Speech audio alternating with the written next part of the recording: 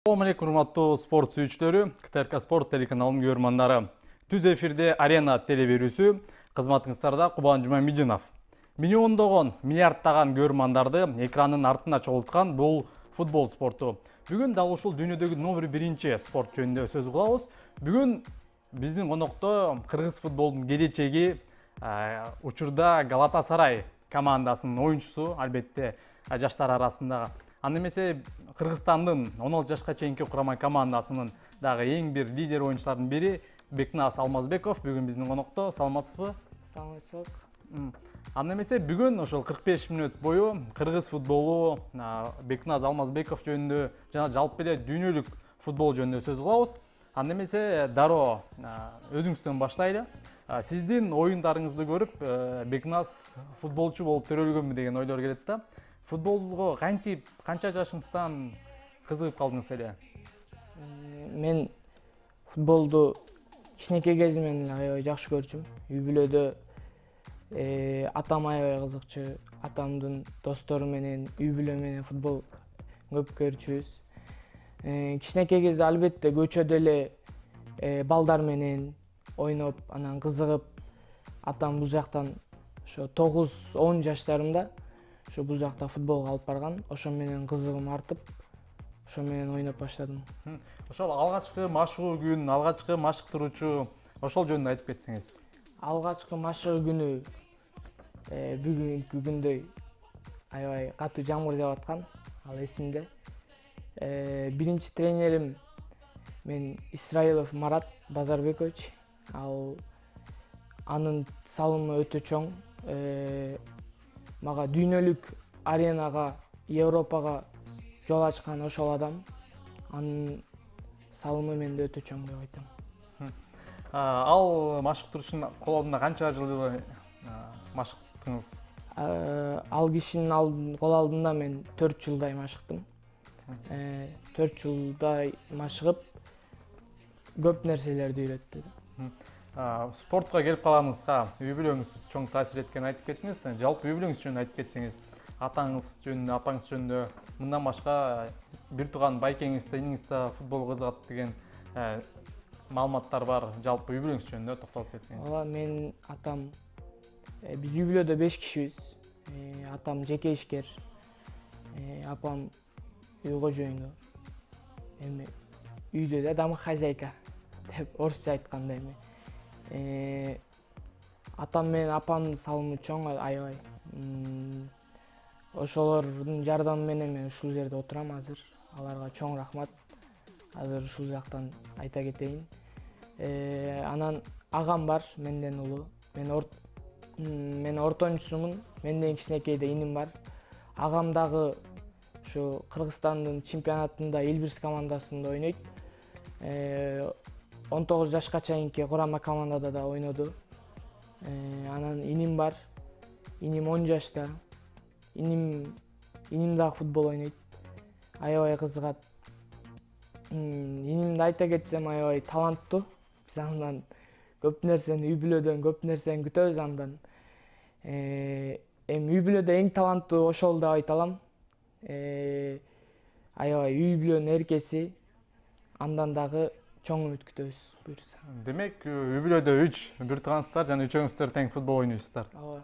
Демек, келечекте биз ошол Алмазбековдордун династиясынан, бир Кыргызстан курама командасынан үчөөңүздөр тең көрүп калат деген тилектешпиз. Анан учурда Галатасарайда ойнойсуз, жогоруда белгилеп кеттик. Анан кантип ал жака барып калдыңыз? Кандай жол менен ошону айтып кетсеңиз? Бул жакта атамдын жардамы чоң аябай. Атам көп чуркады. Албетте атамдын дагы түрк тааныштары менен ошолор аркылуу ошол Галатасарайга, Стамбулга барып, ошол жакта просмотр сынак болду. Сынакта мен барганда көп бала болчу аябай.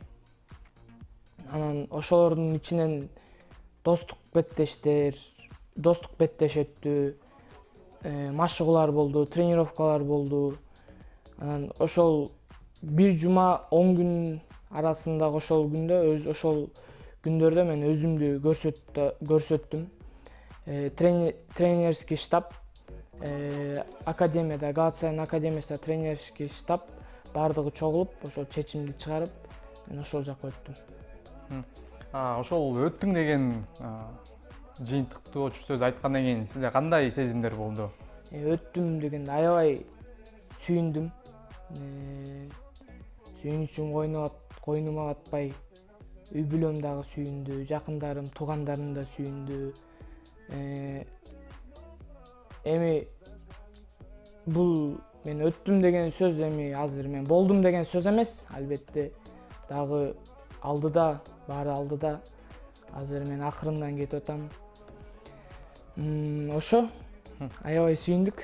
12 жашыңызда мына аябай эле жаш, Кыргызстан мекениңизден алыс Турция деген өзгө башка мамлекетке баргандан кийин кандай кыйынчылыктар болду? Албетте сагынуулар болду. Турцияда жүрүп Кыргызстандын биринчи эмнесин сагындыңыз? Ал жакта кандай кыйынчылыктар болду? Биринчи барганда кыйынчылыктар болбой койбойт, албетте болот. Сагындым, үй бүлөмдү сагындым. Бул жака Кыргызстанда көнгөндөн кийин, үй бүлөм мен чогуу жашагандан кийин ал жакта бир аз сагынып аттым. Бирок албетте ал түрктөрдүн меймандостугу менен, ошол жакта командамда чогуу ойногон балдарым аябай жардам берди мага. Түрк машыктыруучулар, алар дагы чоң салымын кошту. Бирок мен ойлодум, мен ушул үчүн ушул жакка келгем депчи. Ошол өзүмдүн максатым үчүн мен ушул жактамын деп дайыма өзүмдү колдоп тургам. Анан командалаштарыңыздар кандай кабыл алды сизди? Анан ошол 3 жыл аралыгында кандай ийгиликтерди жарата алдыңыз? Эми командаштарым көп жактан жардам берди. Сабактан болбосун, футболдон болбосун, мисалы үчүн кезүүлөрдөн болбосун, сейилдөөлөрдө, мисалы үчүн эшикте жүргөндө дагы ошолордун жардамы менен дагы түрк тилин өздөштүрдүм. Эми ал жакта мен көп нерсени багынттым деп айта албайм, бирок чоң салымды кошуп келип атам. Көп жактан, жакшы жактан көрсөттүм. Греция, Германия, ушундай Европадагы чоң өлкөлөргө турнир болуп бардык. Ошо турнирге бардык. Ал жактан жакшы жактарын көрсөттүм. Мыкты оюнчу деген наамды, ошондой наамдарды көп алдым. Ошонун баардыгын ата-энеме, үй бүлөмө, жакындарыма арнайм. Кээ бир оюндарда сизди команданы капитандык катары оюн талаасына чыгарган учурларды көрүп калдык. Анан команданын капитаны болуш канчалык оор? Анан кантип сизди ушул капитан кылып тандап алды? Эми капитан болуш албетте оңой эмес. Ал жакта лидердик жагыңды да көрсөтүшүң керек. Поляда болсун, поляда сырткары болбосун. Ал жакта командадагы балдарга жардам берип, ал жакта лидерлик өзгөчөлүктөрүңдү көрсөтүп, оюндарың менен, жүрүм-турум менен көрсөтүп лидер болуп жүрөм, буюрса. Галатасарай командасы жөнүндө сөз кылайлы. Галатасарай эми бир гана Турциядагы эмес, Турциядагы эң бир титулдуу команда. 22 жолу Турция чемпионаты жеңген, мындан тышкары УЕФА кубогунда жеңген. Демек, ошол Галатасарай командасынын негизги курамы менен баяныштар барбы? Алар менен кандай чогуу көрөсүңөрбү? Ооба, албетте матчтарына барып турабыз. Алардын стадионго барып, матчтарын жандуу көрүп турабыз. Ал жактагы кээ бир түрк оюнчулар менен байланыштабыз дайыма. Алар дагы кичинекей кезинде, биздей кезинде алар дагы ушинтип базада калган, кыйынчылыктарды көргөн, алар да түшүнөт. Ушинтип дайыма келип бизден сурашат, жардам беришет. Ошо бардыгы жакшы. Эми дүйнө жылдыздары, көп эле дүйнө жылдыздары өттү Галатасарайдан. Азыр деле ойноп келатат. Мисалы үчүн Фернандо Муслера Уругвайда ойногон. Радамел Фалкао, ошо Марио Лемина деген оюнчулар. Демек дүйнө жылдыздарындагы Галатасарайда көрүп таанып калдыңыз. Анан негизи жалпы ошол кайсыл спортчуну, кайсыл футболчуну мындай баалайсыз, же болбосо кайсыл футболчунун оюнун көрүп ошо футболго кызыккансыз учурда кайсыл футболчуга мындай жан үйрөйсүз? Учурда мен биринчи негизи Мессини аябай жакшы көрчүм кичинекей кезимде. Мессидеги талант көп оюнчуларга жок дейм да. Ал өзүнүн таланты менен көптөгөн ийгиликтерге жетти. Ошону аябай стимул катары өзүмө ошодон жакшы жактарын алчумун. Кичинекей кезимде биринчи жолу мен формам Барселонанын формасы болчу. Давид Вилла деген игроктун формасы болчу. Ал кичинекей кезде ошондо оюн жакты. Давид Вилла менен Мессинин оюну жакчы. Азыр болсо эми өзүмө жактырган оюнчулар көп. Мисалы үчүн Реалга жаңы келген, ушул сезондун башына келген Эден Азард, Садио Мане, Джейден Санчо деген оюнчулар жагат. Сизге жаккан оюнчулардын көбү дриблингди жакшы көргөн, алдашканды жакшы көргөн оюнчулар экен. Сиз да буга кандай карайсыз? Ошо алдашкан ушундай оюн алып барган жагы анан машыктыруучулар буга кандай көз карашта болот? Көп өз алдынча алдашпа, командалык оюн ойново деп айтпайбы же тескерисинче ушундай дриблингке бар деп кеңеш береби? Эми биз азыркы биздин жаштан академияларда, чоң академияларда эң басымдуулук жасаганы бул пас да, контроль. Мисалы үчүн пас менен. Бирок мисалы үчүн футболдо 3 бөлүк болгон үчүн, мисалы үчүн 3-чү бөлүктө сен айтат мени дайыма каалашыңча өзүңдүн жакшы жактарыңды көрсөт депчи, анан эч тартынба деп. Мен да ошо 3-чү бөлгөдө мисалы үчүн мен ойлойм бардык эле өзгөчө игроктор, мисалы үчүн Эден Азард, Садио Мане, Джейден Санчо деген ошол мен жактырган игроктордун бардык эле футболдо ошо 3-чү бөлгөдө көп нерсени кылат. Анткени ал жакта голго жакын, көп нерсеге жакын болот ошол жакта. Ошо Галатасарайда ойноп жүрүп, бир жыл мурун болуш керек, интернетте бир видео аябай тарап популярдуу болгон. Пенальти иштеп табып, бирок ал пенальтини киргизбей койгонсуң да. Ошол жөнүндө кененирээк айтып кетсеңиз. Ал матч былтыр болгон. Стамбулспор менен ойногонбуз. Лигадагы акыркы матчтардын бири болчу да. Ошол мен барып алдашып, анан ошол жактан пенальти заработать алгам да. Пенальти алганда анан ал жактагы калыс, башкы калыс туура эмес көрүп алган. Ал туура эмес көрүп алгандан кийин мен топту алып барып, мен калыска барып айткам. Ушундай пенальти болгон жок десем, ал болбой тептирген мени. Анан мен тептиргенден кийин анан мен топту коюп, ошо сыртка тебип fair play кылгам. Негизи ошол жактан эмне болду эле? Чалынып кеттиңизби же ал жактан эмне себептен болдуңуз? Биринчи тайып кеткем, өзүмдүн тең салмактуулугумду жоготуп алгам. Тайып кеткенден кийин анан жыгылгам ошол жакта. Тең салмактуулук жоголуп кетти. Негизи футболдо симуляция деген түшүнүктөр көп болот. Буга кандай карайсыз? Мисалы, дүйнөдөгү белгилүү футболчулар да өз учурунда симуляцияга барышкан. Анан негизи кандай буга көз караштасыз? Эми симуляция деген бирок бетте мисалы үчүн чабуулчу оюнчуларда болуш керек деп ойлойм, керектүү жерлерде. Бирок азыр VAR болуп калды. VAR андайга жол бербейт деп ойлойм. Бирок симуляция деле бир футболдун бир мындай бөлүкчөсү деп айтам да. Мен биринчи тренерим айтчу аябай. Ошо симуляциядагы кылган командаңа көп пайда алып келет деп. Жакшы. VAR деп калдыңыз. VAR-га кандай көз караштасыз? Бүгүнкү күндө VAR оюнга терс таасирин тийгизип болот деп ойлойсузбу же тескерисинче пайдасын алып келип атат футболго? Эми мисалы үчүн VAR болгондон кийин баардыгы адилеттүү болот. бардыгы туура кабыл алат, мисалы үчүн нарушение болгон жерлерде ушундай ышкыгын чалат, мисалы үчүн башка кабыз. Анан бирок ага мен терс көз караштам, анткени бар бул интрига деп коет, футболдун интригасын аябай бузуп таштайт, кызыктуулугун.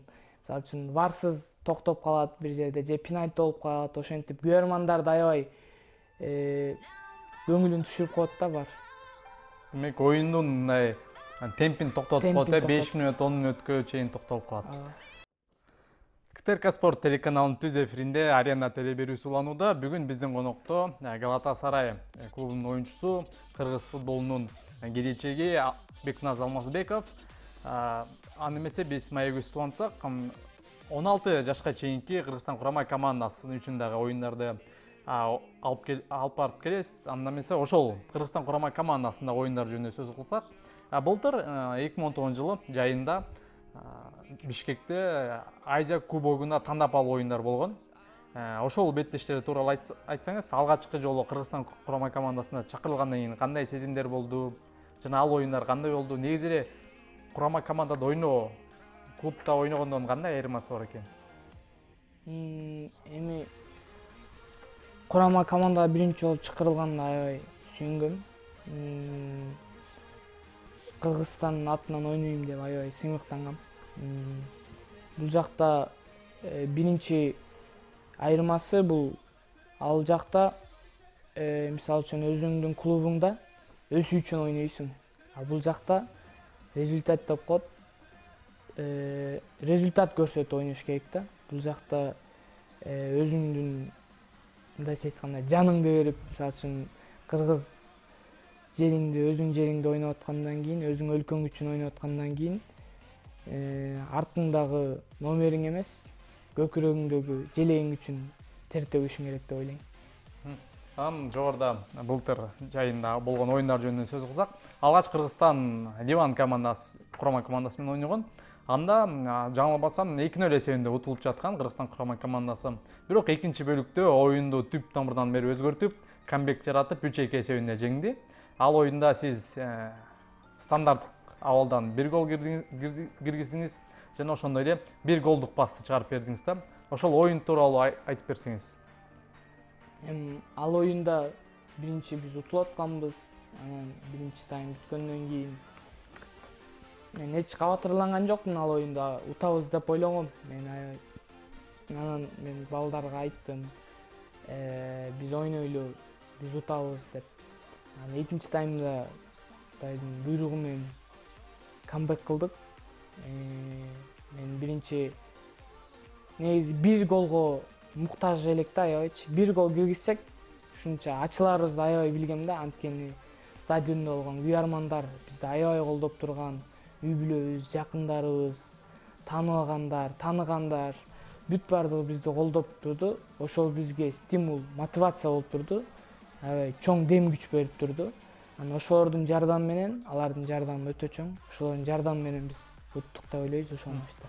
Ал оюндарда дагы биз көргөн катар стадиондон көргөнбүз, бирок кийинки эки оюнда Бириккен Араб Эмираттарына, анан Иракка каршы оюндарда жеңүү астына тартып калды Кыргызстан. Буга эмне себеп деп ойлойсуз? Эмне жетишпей калды сиздин оюңузча? Даярдык жетишпей калдыбы же болсо физикалык күч жетишпедиби? Жок, даярдык бардык жактан эле жакшы болду деп ойлойм.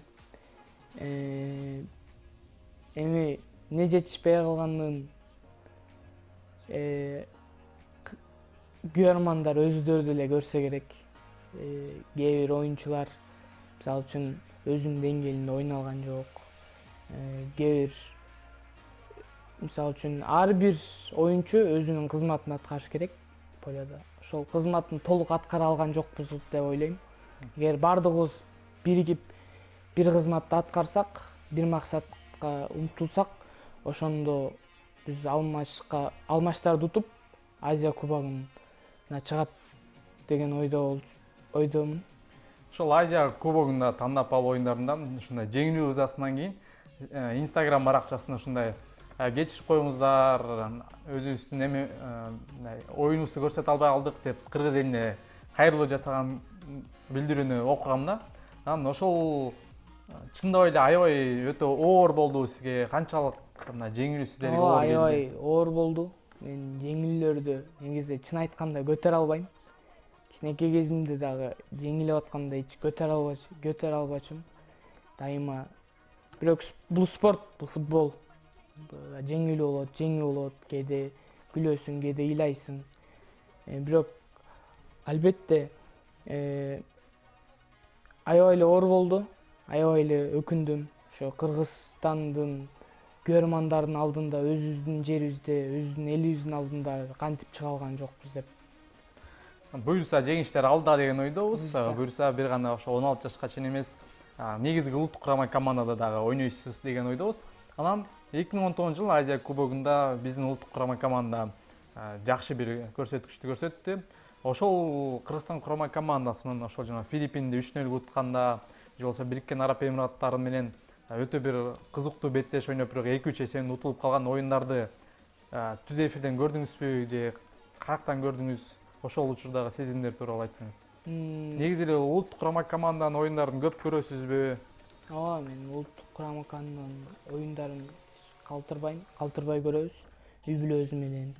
Мен ал жакта групповой этаптагы матчтарды ойноп атканда мен ал Турцияда болчумун.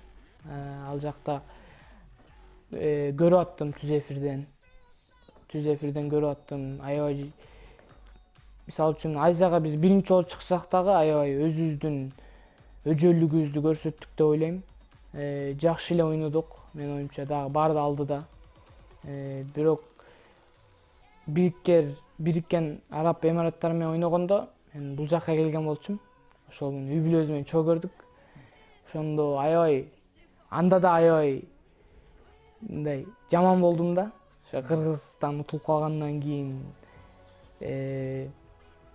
эми боло берет, бул спорт, айткандай. Кээде утабыз, кээде утулабыз. Анан Кыргызстан курама командасынын катарына кайсыл футболчуну өзгөчө мындай ойногону жагат, баалайсыз? Же кайсы футболчулар менен мындай жеке таанышсызбы? Ооба, мен жеке таанышмын. Азыр курама командама ушул жылы эле жаңы кирген Гүлжигит Абыкулов. Мен анын оюну аябай жагат. Мисалы үчүн мен жаккан стилдеги оюнчу. Дриблинг, алдашып, эми ошонун оюну жагат. Курама командада Гүлжигит Абыкуловдун, Валерий Кичинди жагат, Эдгар Белхат жагат. Ошолор жагат. Анан спортко кандайдыр бир мотивация керек деген ойдомун. Анан Бектинас мырза мотивацияны кайдан алат же кимден алат? Же мотивацияга муктаж эмессизби? Эми ар бир спортчу мотивацияга муктаж деп ойлойм. Анткени мотивация болбосо, дем күч болбосо, бул спортто ийгиликке жетишпейсиң деп ойлойм. Эми алгач албетте менин биринчи мотивациям бул үй бүлөм. Атам, апам, агам, иним. Алар үчүн мен үчүн чоң мотивация болуп берет. Мен чоң атам, чоң энем, аларды аябай жакшы көрөм. Ошолор сыймыктансын деп ойнойм мен ушул футболду. Эми бир аз футболдон алыстап өзүңүз жөнүндө сөз кылайлы. Сиз футболдон башка эмнеге кызыгасыз? Дагы башка спорт түрлөрүнбү же болбосо башка бир өнөрлөрүңүз барбы же кызыккан нерселериңиз барбы? Башка мен кызыккан, мен кичинекей кезимде кудул болчумун, чынын айтканда. Эми мындай туугандар менен эми тамашалап мындай отуруп калганда аябай көп күлдүрчүмүн. Бирок эми мен башка спорттордо кызыкканда сууда сүзүүнү аябай жакшы көрөм. Настольный теннис. Ошолор жагат мага. Сүрөт тартканды жакшы көрөм. Кудул болчумун деп айтып калдыңыз. Кайсыл мына белгилүү адамдарды туурачу элеңиз? Же мүмкүн болсо туурап бере аласызбы азыр? Азыр ыңгайсыз бирок билбейм, азыр тура албайм, бирок биз өзүбүздүн туугандарыбыздын арабызда ар кимди турачумун мен. Жакындарым, туугандарымды. Ошол. Мына белгилүү адамдарды туурачу эмес белеңиз? Эми белгилүү адамдарды турадым болуш керек, бирок азыр эсимде жок. Ал кичинекей кезде болчу. Галатасарай командасында ойноп жатасыз. Анан келечекте кандай пландар бар, максаттар бар? Галатасарайдын негизги курамасына чейин өсүү мүмкүнбү? Кандай ойлоруңуз бар азыр алдыда? Албетте бул мүмкүн. Анткени Галатасарай азыр Турцияда эле эмес, Европадагы чоң клубдардын бири. Ал жакта академиясында өсүүгө ар бир шарт бар. Көп игроктор өскөн ал жакта. Мисалы үчүн дүйнө жылдыздары атай кетсек Арда Туран мисалы үчүн Атлетико Галатасарайдан Атлетико трансфер болуп, анан Барселона трансфер болду. Эмре Белезоглу дагы чыккан. Аны көп көргөндөр тааныбайт болуш керек, бирок Турциянын ичинде аябай таанымал бир оюнчу. Озан Кабак жакында эле чыкты. Шалкеге трансфер болду. Галатасарайдан өсүүгө аябай максаттар аябай чоң. Ал жакта өсүп биринчи урама командасында ойнойм деп ойлойм. Буюрса ал жактан да өзүм көрсөтүп, Европага чыккым, өзүмдү көрсөткүм келет. Кыялыңызда Европанын кайсы лигасында ойногуңуз келет? Кайсыл лига сиздин стилиңизге лайыктуу деп ойлойсуз? Менин стилиме бул английский премьер лига деп ойлойм. Англия. Анткени Англия бардык лигалардын эң чоң деп ойлойм. Эң кыйын, эң көп көргөн лига деп ойлойм. Ал жакта командаларды мен Ливерпулду жакшы көрөм. Ливерпуль, Челси, ошондой командаларга да ойноп өзүмдү көрсөткүм келет.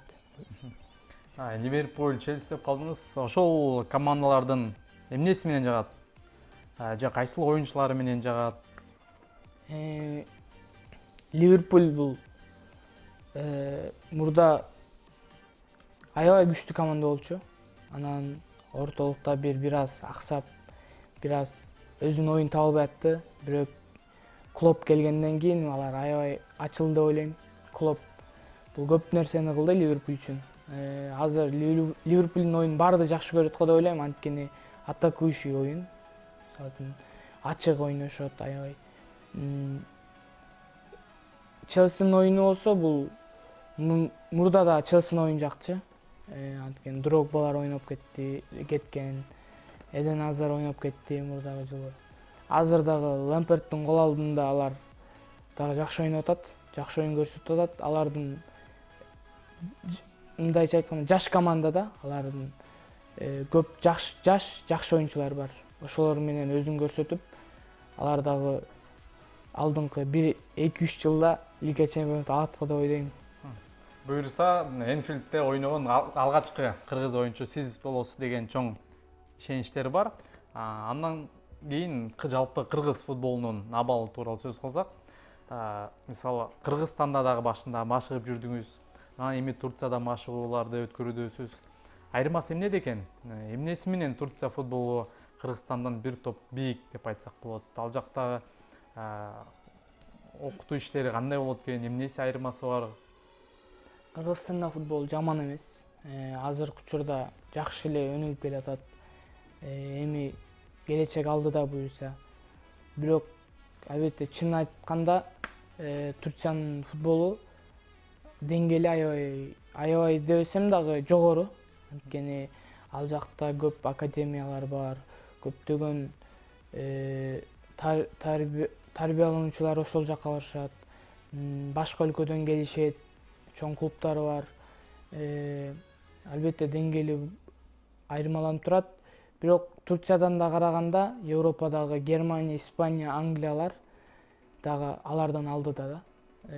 Мисалы үчүн Турция Кыргызстандан канчалык алдыда болсо, алар дагы ошончолук алдыда Европанын футболу. Бирок Турциядагы акыркы мезгилдер аябай сборный курама командасы аябай жакшы чыкты. Алардын бүт баары жаш оюнчулар. 2020 Евро жылдырылды 2021-де. Ошондо аябай жакшы оюн көрсөтүп го деп ойлойм алар дагы. Анан курама командалар жөнүндө сөз кылдык. Курама командалардан кайсыл командага көрмандык кыласыз? Мисалы 2018 дүйнө чемпионатында кимге көрмандык кылгансыз? Мен Бельгияга кылгам. Курама Бельгияга кылгам. Бирок Бельгия полуфиналда утулуп калды Франциядан. Бельгия дагы жакшы ойноду, аябай жакшы оюнчулар бар. Анан Аргентинага эткем, бирок Аргентина акыркы жылдары аябай бир аз начар мурдагы жылдарга караганда. Испанияга да кылгам. Бирок Испания дагы Россиядан утулуп калды. Эми бул буйрук. Эми алар да жакшы ойноду, аракет кылды, бирок Россия дагы өзүнүн өжөлүгүн көрсөттү деп ойлойм. Өзүнүн күйөрмандарынын алдында, өзүнүн элинде, өзүнүн жеринин алдында алар дагы дем күч болду деп ойлойм. Быйыл 2020-жылы ошол коронавирус илдетинен улам көп футбол аламы дагы 3 айга токтоп калды. Анан ушул учурда, карантин учурунда сиздер дагы академияда өз ишин токтотсо керек. Кандай бул аралыкта эмне кылдыңыз? Машыгуу иштери кандай өттү? Үйдөн машыктыңызбы? Ошол карантин учурундагы абал жөнүндө айтып кетсеңиз. Карантин бул кырсык. Кудайдын буйругу. Мындай оорулар мурда да болуп келген. Бирок Кудай буйруса бул оорунду да өткөрөбүз деп ойлойм. Кудай буйруса. Мисалы үчүн бардык эле профессионалдуу оюнчулар, алар карантинде аябай эле кыйналды го деп ойлойм. Анткени бул карантиндеги өз алдынча машыгуу, бул команда менен машыгууга эч качан жетпейт. Анткени команда менен машыгуу өзүнчө бир башкача, өзүнчө бир рахат деп айтам. Мен дагы карантинде ошол өзүмдүн үйдө машыгууларымды улантып жаттым. Ал жакта Турцияда берген, командадан берген чуркоолорду, жандай машыгууларды өз алдынча ошолорду машыгып жаттым. Анан карантин учурундагы карантиндин пайдасы жана зыяны сиз үчүн кандай болду? Карантиндин пайдасы деле билбейм, бирок башка өлкөдө, бирок Кыргызстандагы үй бүлөлөр көбүнчөсү өзүнүн ишин бүтүрүп алды го деп ойлойм. Зыяны бул албетте көп нерсеге зыяны бар. Экономика, спорт, саясат, көп өлкөлөрдүн көбүн артка тартып койду. Эми билбейм бул мындан кийин кандай болот, бирок муну да жеңебиз деп ойлойм. Эмес, акыркы суроолордун бири Чемпиондор лигасы дагы ушул абалга байланыштуу август айында жылдырылган. Анан Чемпиондор лигасында сиздин божомолуңуз боюнча ким жеңет деп ойлойсуз жана сиз өзүңүз кимге, кайсыл командага көрмандык кыласыз?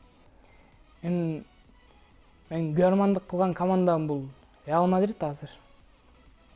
Бирок Сити менен экинчи матч бар. Ситинин үйүндө, ал белгилүү эмес. Бирок бул Чемпиондор лигасын мен Германиянын Бавария утат го дейм. Анткени алар акыркы мезгилдери аябай жакшы футбол көрсөтүүдө. Аны эмесе биздин эфирде аяктап бара жатат. Акыркында сизге эркин микрофон, кыргыз элине кайрылып кетсеңиз болот. Кыргызстан бул оору аябай кырсык. Бул оорунда Кудай буйруса жеңебиз. Кыргызстан эми жакшыдан өнүгүп келатат. Футбол болбосун, башка жак болбосун. Кудай буйруса эми өзүмдүн оюм футбол жөнүндө айтсам, Кудай буйруса дүйнөлүк чемпионатка чыгабыз, азиатский чемпионат утабыз деп ойлойм. Ошо айтарым ошол. Чоң рахмат бүгүн бизге келип, эң бир сон маек куруп бергениңиз үчүн. Буюрса жаштын тилегин берет дегендей, Кыргызстан улут курама командасы футбол боюнча Азия чемпиону, ошол эле учурда дүйнө чемпионаттарына дагы байма-бай катышкан бир күчтүү курама командалардын катарына кирет деген ойдобуз. Сиздер менен 45 мүнөт бою КТРК Спорт телеканалында Арена теле берүүсүнүн алкагында футбол темасы боюнча сүйлөштүк. Бүгүн биздин конокто Кыргызстандын 16 жашка чейинки курама командасынын оюнчусу, Галатасарай клубунун чабуулчусу Бекназ Алмазбеков болду. Кийинки эфирлерде көрүшкөнчө сак саламатта болуңуздар. КТРК Спорт телеканалынан алыстабаңыздар.